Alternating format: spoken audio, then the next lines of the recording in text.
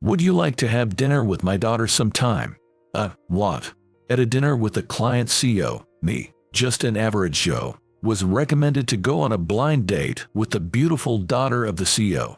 Having dinner with such a beauty, with the daughter of a CEO. How could a plain guy like me, just a high school grad, be in an arranged date with such a beauty? Feeling like I've been hit by a truck, I went to the blind date. The CEO's daughter, who appeared in front of me, blushed and said, "Do you remember me? I've always wanted to meet you." Might this be what they call a twist of fate? There was a secret between her and me. My name is Ryan Miller. I grew up in a family that couldn't exactly be called wealthy. My parents and 5 siblings. I'm the eldest of 5, and the youngest sister is 10 years younger than me. 7 of us lived in a small rented house in the countryside. We ate big portions of bread and pasta every day, seldom getting to eat much meat or vegetables. Still, I think our parents loved all of us siblings equally and did their best to raise us. Even in our tight financial situation, they made sure I at least finished high school. It was my dad who convinced me to continue schooling instead of working right away. I had a hard time finding work with just a middle school education. In your times, it'll be even harder. Following my dad's wishes, I enrolled in a local public high school. Since the school didn't prohibit part-time jobs, I worked from high school onwards, contributing to the family's finances, even if it was a modest amount. Every payday, handing over the envelope with money. My mother's face, apologetic as she said thank you, is unforgettable. Apart from the money I gave to my family, I also saved a little for myself. But, since I spent almost every day after school working, I hardly had any time to spend it. Mostly, I went out with my siblings, especially the youngest sister I was fond of, on my rare days off. This younger sister of mine, 10 years younger, is pretty spirited. Being the youngest, born after 4 brothers, she grew up fighting with them and now can out-talk any of them. When she was in the lower grades of elementary school, she'd get into fights with boys in her class and get called into school so often. With both parents working, I, as the eldest, had to go pick her up a lot. She was quite the tomboy, which worried me a bit. When I went to pick her up, my sister, with no sign of remorse, would goofily say, "Hey," and all I could do was sigh, "You really?"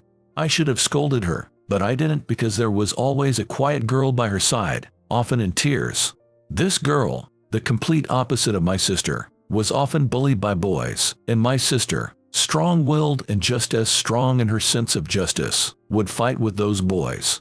It became a routine on our way home to bring this girl along with my sister. My sister, though feisty, was also quite affectionate, often asking me for piggyback rides. "Bro, you're so tall," she'd say. By the time I entered high school, I was over 6 feet tall, and she seemed to enjoy my height. Sometimes, to tease my jealous little sister, I would deliberately give piggyback rides to her friends. I decided to move to the city and start working immediately after graduating high school because my father passed away when I was a sophomore. Without any time to grieve, my mother took on more work. I also increased my part-time hours and contributed more to the household. "Ryan, I'm sorry." On the day of my high school graduation, my mother tearfully apologized to me, looking worn out. The company I joined after graduation paid differently for high school and college graduates, but they fairly based raises on performance. Thanks to that, my salary isn't too shabby now that I'm over 30. I've continued to send money home so my siblings can do what they want. Next year, my sister will graduate from college, and my mother told me I don't need to send money anymore. As a supervisor, I'm taking on more projects, and I feel like I'm living a steady life. I'm grateful to my father for insisting I at least finish high school, and to my mother for working tirelessly so I could. So, Ryan will be the leader for the next project, and Tyler will assist him. The next project is a big client. I was chosen as the leader at the first meeting.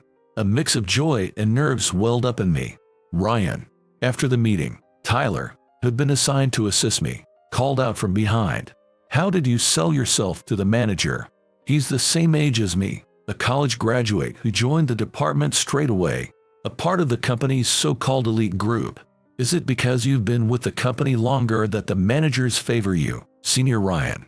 Having joined the company right after high school and worked my way up from the field, It seems like Tyler doesn't think highly of me. I often sense a prickliness in their conversations and attitudes.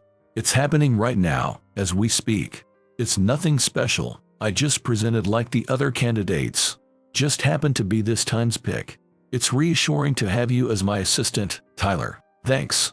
Indeed, the current manager has been looking after me since my days on the field, a true benefactor to me. I'm aware that he knows about my family's situation and that there might be some pity involved. That's why I prefer not to make waves. I'll adjust a schedule with the other party. Perhaps my response was too bland, as Tyler's left eyebrow twitched slightly.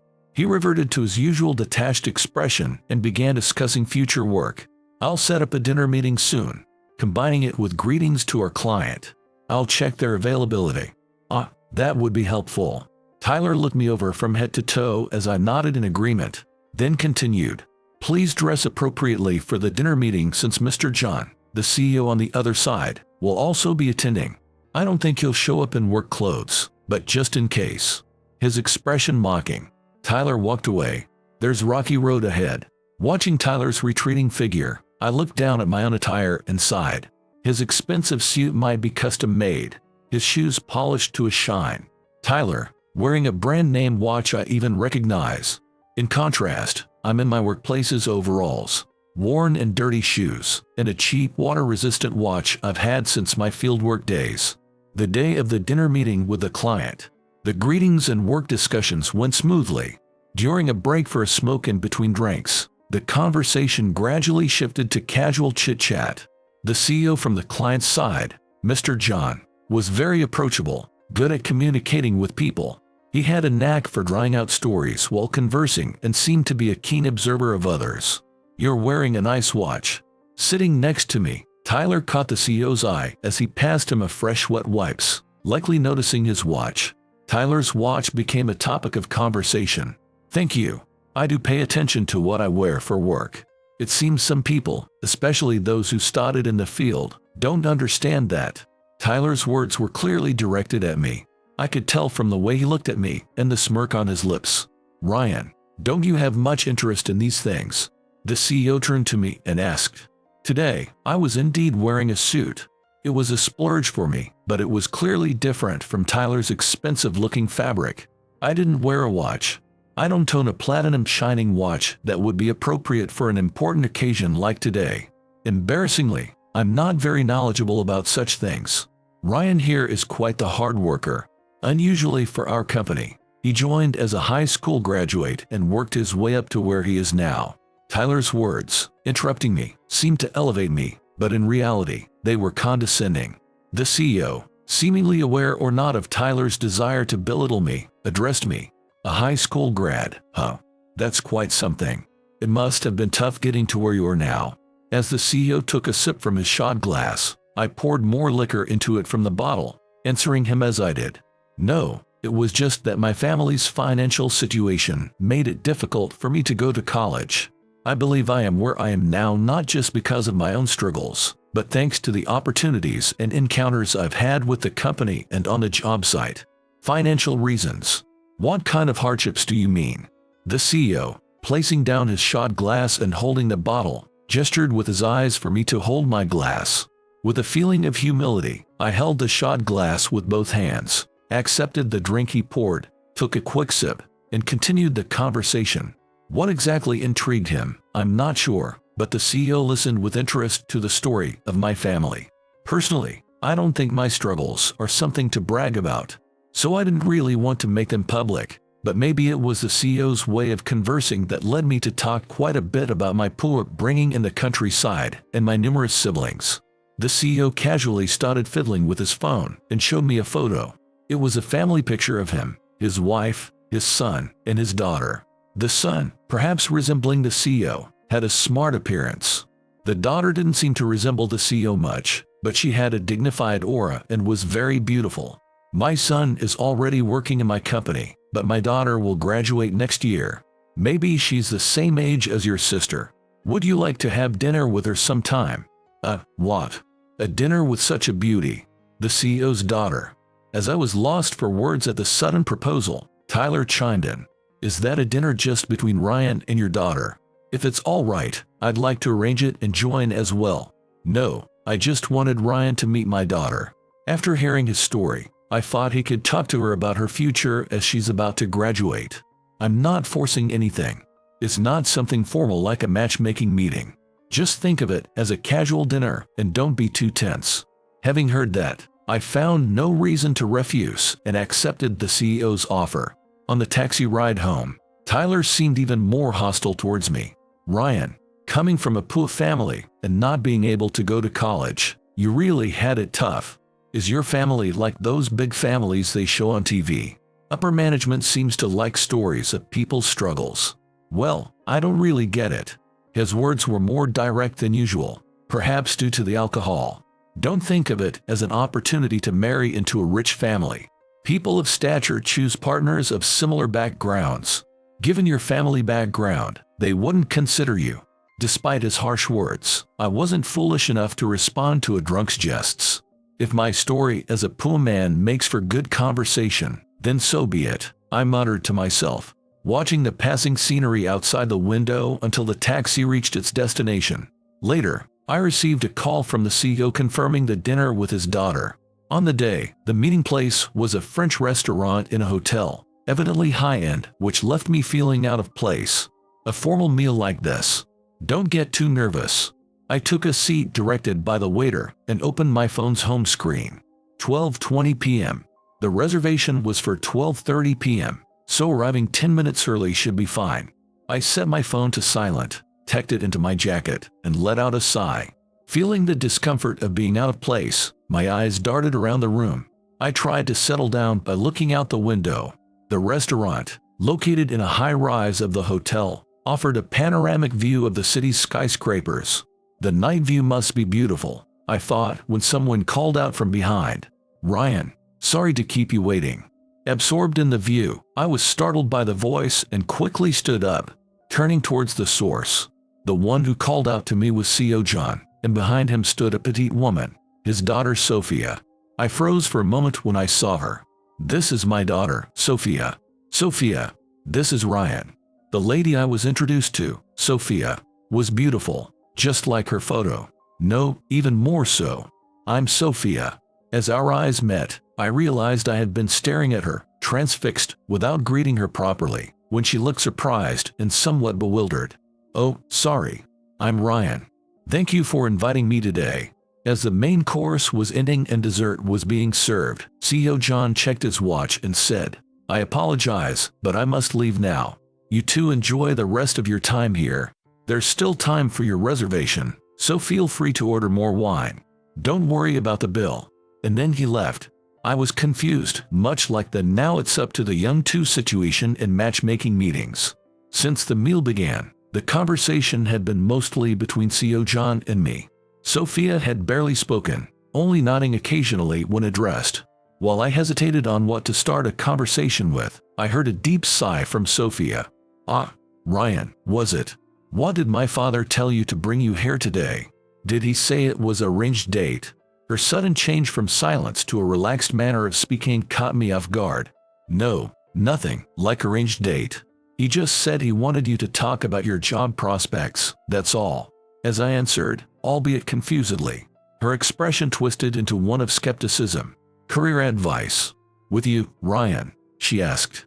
Her tone seemed to imply, without saying it outright, that there would be nothing to discuss with someone who only graduated from high school. She must have overheard the conversation about my humble beginnings and current position at the company during the meal. My youngest sister is the same age as you, so maybe that's why he invited me. Mentioning my sister seemed to soften her expression a bit. Well, let's order a digestive, shall we? Confused by the unfamiliar term, my puzzled expression must have been evident. You don't seem used to places like this, she sighed. It's a wine served after meals. From what I heard, you don't frequent such establishments. It's okay not to push yourself. Her words seemed to imply that someone like me shouldn't be in such a place. Originally, this restaurant was chosen by the CEO's directive, so for me, it was beyond my control.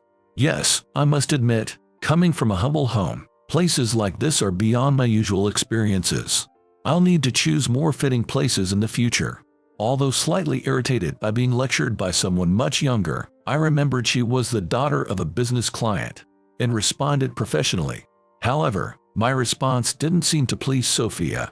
A clear look of displeasure crossed her beautiful face. Ever since you were talking with my father, I've been thinking, are you using your poverty as a selling point?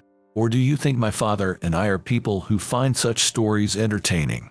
The words that came from her were unexpected, and I was momentarily at a loss, unable to digest their meaning. Poor but proud, but using it to belittle oneself and as a topic of conversation is despicable. I felt like I'd been hit in the head with a blunt object. What does she know about my struggles? Anger filled my mind, and I barely managed to contain it. We hardly spoke after that and left the restaurant without ordering a digestive. Thank you for your time today. I apologize if I was unable to be of any help and instead made you uncomfortable, Sophia. While waiting for a taxi at the taxi stand, I spoke these words. Sophia, looking up at me, seemed like she wanted to say something more, but as I opened the taxi door, I gestured for her to get in, saying, "Please, go ahead." She got into the car as urged, and I thought I heard her whisper a faint "I'm sorry." Pretending not to notice, I stepped back from the door. Turning towards the closing door, I gave a forced smile and nodded my head. Man, I messed up. Once home, I was distraught. The farewell was obviously prickly. What am I going to do? She's the daughter of an important client. But what's with her attitude?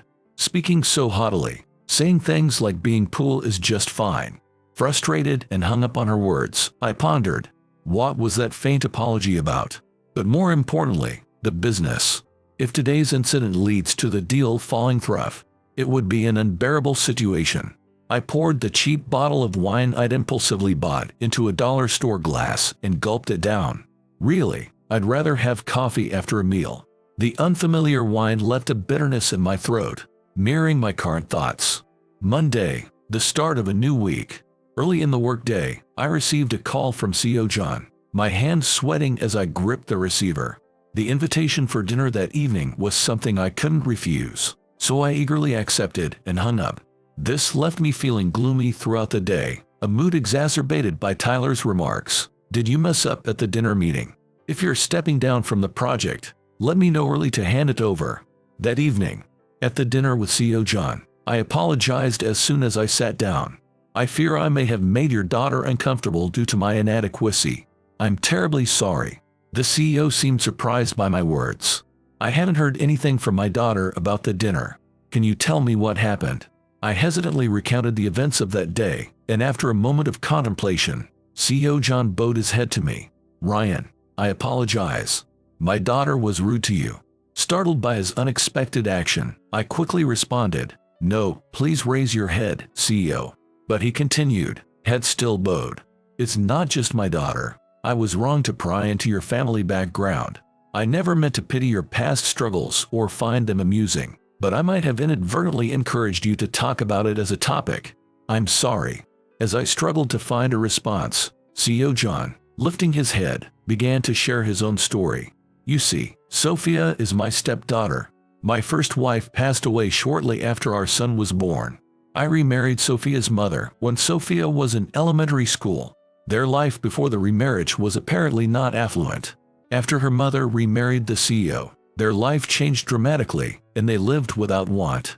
However, it seems that the relationship between the CEO and Sophia is still not quite comfortable enough to call it family, and the CEO is hesitant to get too involved. I care for her as my own daughter, but she's been distancing herself more since talk of her job prospects began.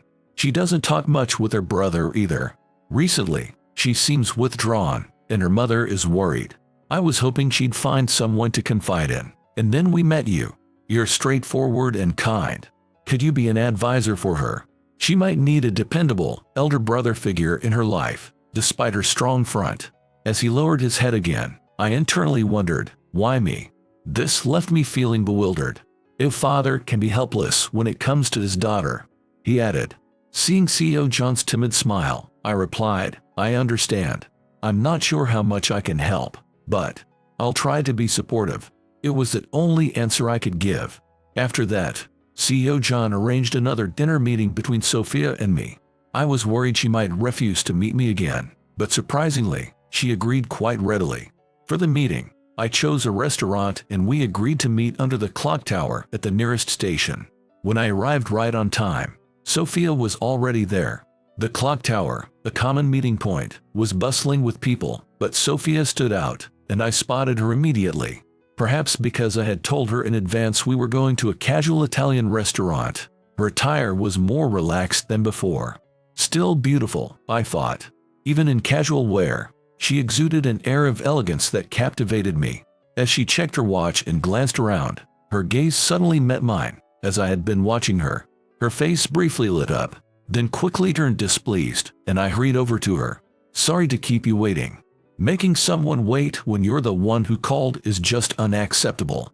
Since I arrived right on time, I'd hoped to be spared the scolding, but I genuinely feel sorry for making her wait. I'm really sorry, and thank you for coming today.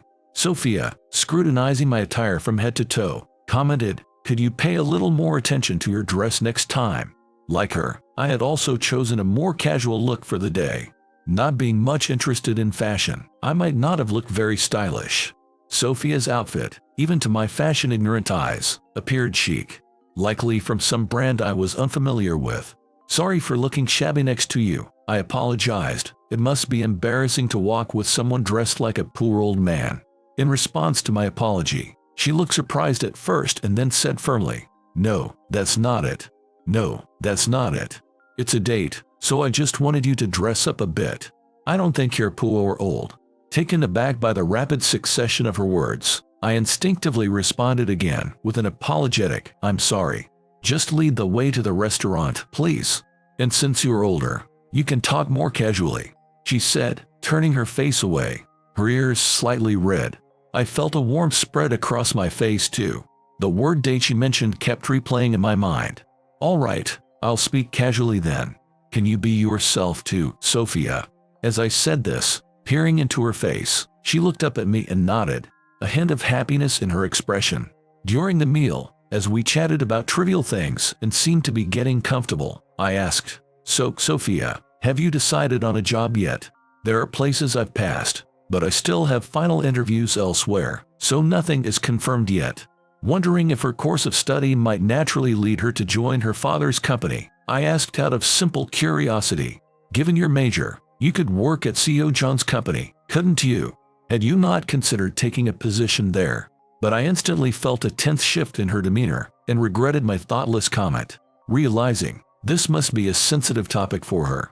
Let's not talk about that today, she said, effectively ending the topic. Attempting to dispel the awkwardness, I suggested, do you have time after this? If there's anywhere you want to go, let's go together. She replied, then, would you accompany me shopping? To which I readily agreed. I'm so exhausted. I had agreed to go shopping with her, but I hadn't expected it to be this tiring. You can't come in with me dressed like that, she said, leading me first to a store that sold men's clothing. To my surprise, it was a low-brand store I knew of. I, who was supposed to accompany her, ended up trying on a variety of clothes, like a dress-up doll. Finally, after the fifth outfit, Sophia looked content with my appearance. As Sophia requested the clerk to cut the tags, she said, you're wearing it out of the store. Before I could protest, she paid for it. I'll pay for it. I quickly responded, but she brushed it off. You're going to fully assist me with shopping today, so consider being my bag carrier as payment. She then handed me a bag with her purchases and quickly exited the store. Throughout the day, I accompanied her to various stores, laden with branded shopping bags. When the sky turned a shade of orange, we finished shopping with the purchase of a trendy pastel green bag. After making sure Sophia got into a taxi, I felt a sense of relief. I had forcefully handed her the money for the clothes when she got into the taxi. No matter what, I just couldn't let a student buy clothes for me. Maybe her choice of affordable items was a thoughtful gesture on her part. Still, how much can she drag someone around shopping? Well, maybe she's warmed up to me a bit.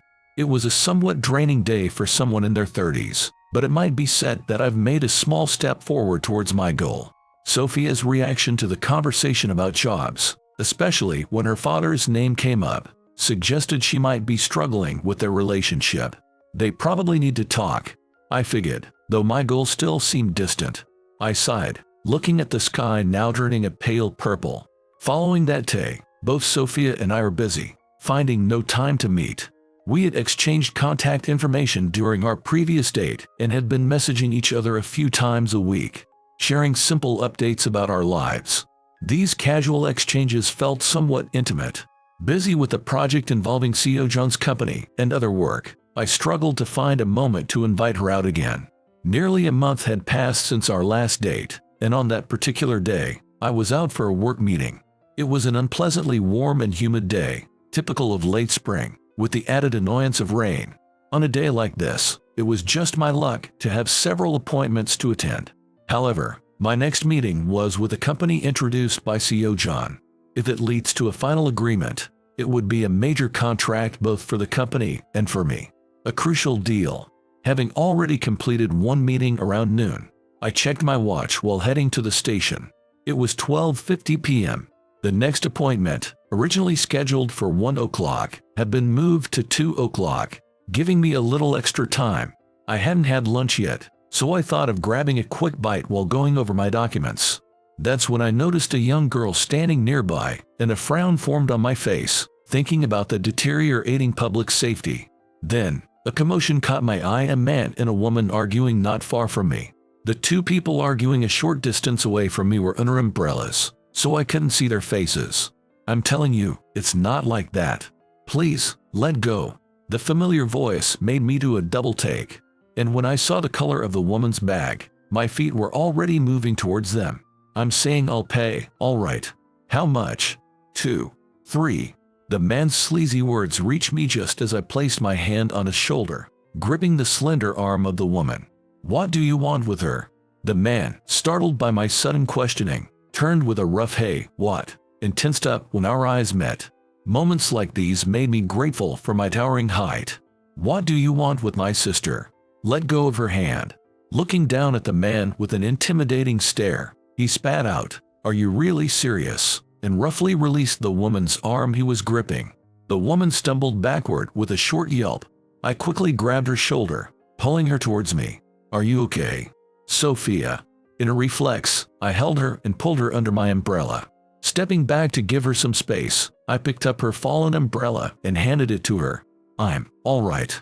Clutching her pastel green bag tightly, Sophia seemed to be trembling slightly. "What are you doing here?" I was aware that my voice came out lower than usual. I couldn't help feeling indignant that she was in such a place, and my questioning became almost accusatory. "Do you realize what kind of place this is? Does CEO John know you're here?" This area had recently been criticized as a spot where young women gather to be picked up by men. Mentioning her father's name, Sophia glared at me. "Why do you bring up my father? It's none of his business where I am or what I'm doing, right? Are you worried I'll tarnish his company's reputation? It's fine, isn't it? He doesn't want me involved in his company anyway. He has his capable son, right? If something happened, he'd just disown me since I'm not his real daughter." Her words came out in a frantic flurry. "Maybe I could make money this way too." To her self-deprecating remark, I raised my voice. "Enough. Don't you know how much CEO John worries about you? Not his real daughter. He's given you a privileged education and a comfortable life. Can't you see the love in that? It's not just about spending money for me. I never asked for that. Stop being childish. Parents spend money on their children so they can have every opportunity, so they can become anything. It's for their beloved family's future. CEO John said he thinks of you as his real daughter, but he's afraid to get too close, fearing your rejection. Isn't it the same for you? I don't know much about running a business, but did CEO John really say he didn't want you involved? You need to have a proper conversation. Without talking, families can't understand each other." Holding Sophia's shoulders, I spoke earnestly, and she looked at me, surprised. Then her eyes fell, and she spoke softly after a pause. "I was just heading to the station. I don't usually come through here, but I took a shortcut because of the rain." Then that man started talking to me. I didn't know this was such a place. Hearing this, I let out an involuntary click of my tongue, which made her flinch. "No, I'm wrong. You did nothing wrong. I'm sorry for not listening properly." I was as angry at my own behavior as I had been with the man. "I'm really sorry. You were heading to the station, right?" Let's go together. As we started walking, Sophia cried out, "Ow." She seemed to have hurt her left foot when the man pushed her away. My anger towards him grew. Sophia, clutching the hem of my coat, looked up with a vulnerable expression, almost on the verge of tears. I handed her my umbrella and readjusted my backpack to the front. "Sophia, please hold my umbrella." Handing the umbrella to a puzzled Emily, I readjusted my backpack to the front and then turned my back to her, crouching down. "Climb on. I'll carry you." When I got into a position to give her a piggyback ride, Sophia hesitated, saying, "But," I could tell she was perplexed. "It'll be tough walking to the station with that foot." "I'll carry you to the taxi stand, so you just hold the umbrella. Or would you rather be hoisted up like a sack of potatoes?" My bluff worked, and she gingerly climbed onto my back. "Thank you." I couldn't help but smile faintly at Sophia's softly whispered thanks. Arriving at the taxi stand, I gently helped her onto a bench, carefully checking her injured foot. "Hey, I think your phone in your pocket has been vibrating. Didn't you get a call?" Sophia pointed out. I quickly pulled out my phone and found 7 missed calls from my next appointment. It was 1:20 p.m. There's more than 30 minutes until the meeting time. From here, it shouldn't take long to get there. Could there be some trouble? Just then, another call came in. I answered. "Hello, this is Ryan. I apologize for not noticing your call." I was about to call back, but I was cut off by the caller's angry voice. "The scheduled time has long passed." "What's happening?" "Huh?" Perhaps due to the rain, I could feel my hand holding the smartphone growing cold, starting from the fingertips. "I'm really sorry." At 1:40 p.m., I rushed to the meeting location, panting heavily. Without even catching my breath, I deeply bowed. "We were looking forward to discussing with your company, especially as CEO John referred us." The response, a mix of anger and disdain, forced me to bow even deeper. "It's all right. We got the information we needed from Tyler, but weren't you supposed to be our primary contact? If we decide to proceed with a contract, we might need to request a different contact person." I raised my head, locking eyes with Tyler. He had agreed to communicate the time change for this meeting. Our shared schedule chat for the project, led by me as the leader and him as the assistant, definitely had a note about the change to 2 o'clock. But now, looking into Tyler's eyes as our gazes met, I clenched my fist tightly, thinking, I've been played. Back at the office, I confronted Tyler in the meeting room. "What's going on? Wasn't the time changed?" Checking the schedule on my way back, I saw that the note about changing to 2 o'clock was gone, replaced with 1 o'clock meeting. Essentially, the management of this schedule is solely handled by the individuals involved. Only Tyler and I had access to make changes in this shared schedule. This could have ruined the deal, causing significant damage to the company. "Are you doing this just to bring me down?" I had known for a while that Tyler had it in for me, but I couldn't believe he would stoop to such tactics. I raised my voice in frustration. "So what's the problem if it went well without me? You use your poverty and hardship as a gimmick to get work. I don't like it. This client was introduced by CEO John, right? How did you manage to ingratiate yourself? I really admire your poverty mentality. But with this blunder, whatever you built by selling your poverty story is going to disappear. Best case, you'll be demoted. Worst case, back to the field, huh?" Tyler's scornful words and mocking gaze left me completely stunned. How could someone harbor such intense animosity towards another person? I was left speechless by his attitude. Nonchalantly tapping my shoulder, Tyler threw a final sarcastic comment my way before leaving. "Well, tough day for you, huh?" A few days later, I was called into the CEO's office. Even though I had managed to get through my work over the past few days, I couldn't shake off my anxiety. Half expecting the worst, I thought, even if I have to go back to field work, it's okay. I can still support my family with the salary from there. Contrary to my thoughts, the CEO told me with a smile, "Ryan, you did well. The client introduced by CEO John has finalized the contract with us. They have specifically requested you to continue as their contact. We look forward to your continued cooperation." I was taken aback by this unexpected news and could only bow in gratitude to the CEO. I always make it a point to stay in regular contact with all clients, even before finalizing contracts. And this approach remained the same even with the client introduced by CEO John. No matter how certain or advantageous the contract seemed, I never changed this approach. Despite the terrible blunder of being late for the last important meeting, the client appreciated my previous efforts and chose me to continue as a contact person, as informed during my subsequent visit. I also learned that CEO John had put in a good word for me. I contacted CEO John that same day to express my gratitude. "No, I haven't done anything special," he responded. "It's all the result of your hard work. I should be the one thanking you. Sophia told me you helped her." He was referring to the incident on that rainy day. "No, I didn't do anything significant.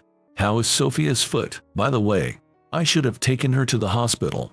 Fortunately, it seems to have been just a mild sprain, so she's fine." CEO John reassured me. I had been worried about Sophia since that rainy day, so his words were a relief. "Sophia and I have had several talks since she spoke with you.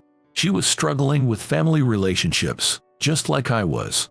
It seems we're similar in strange ways," he said, his voice a mix of happiness and calmness. "It's natural for family members to resemble each other. Honestly, I don't think I offered any meaningful advice. Regarding her career, she seemed to imply she wasn't needed in your company.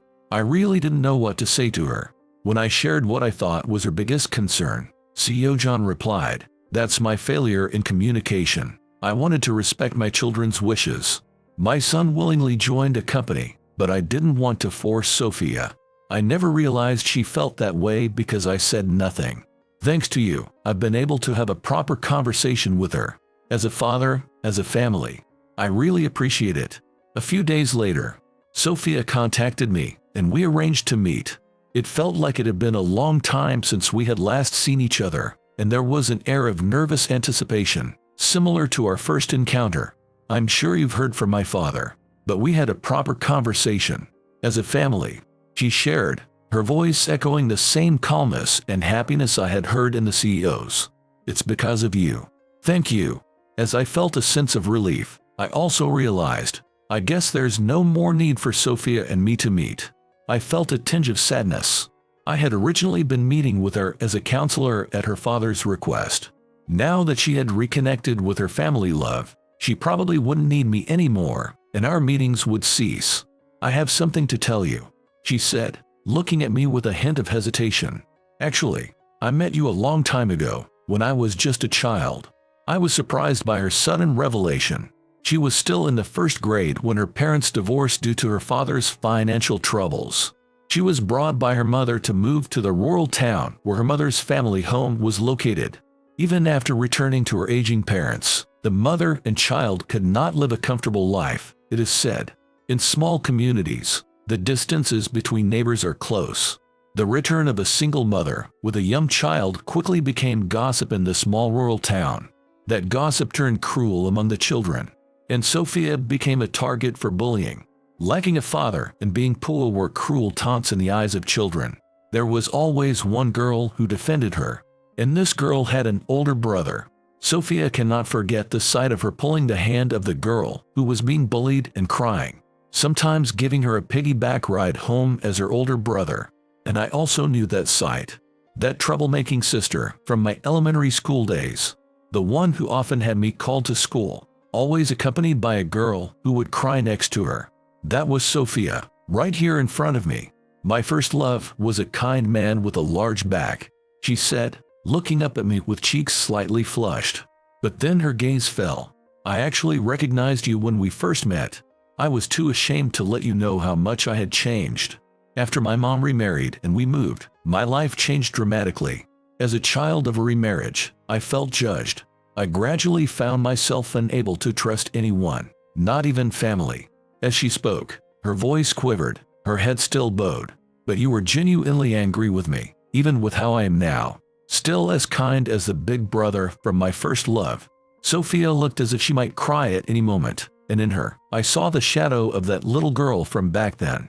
Gently, I reached out and caressed her smooth, glossy hair. You hadn't changed a bit since then. Always about to cry, making it impossible to leave you alone. Plus, you're kind enough to engage with someone poor like me. At my words, she suddenly looked up. Don't say you're poor. It made me sad every time you belittled yourself as poor. My father and everyone who has supported you until now don't pity you. It's your kindness and honesty that have built what you have today."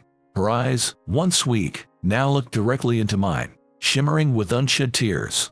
"Thank you. You're still the kind-hearted girl I remember," I said, unexpectedly moved by her words, feeling a twinge in my nose. I tried to hide it with a smile. "I'm not the same child anymore, not just a little sister to be carried around. I want to be a lover who can stand beside you. Will you be my boyfriend?" Her honest gaze was beautiful. "If you're okay with me, I'd be more than happy." Seasons turned, and spring arrived again.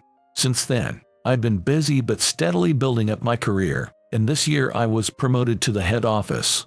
Tyler, after the incident, was demoted due to compliance violations with a subcontractor on the project he was handling. There had been other disputes too.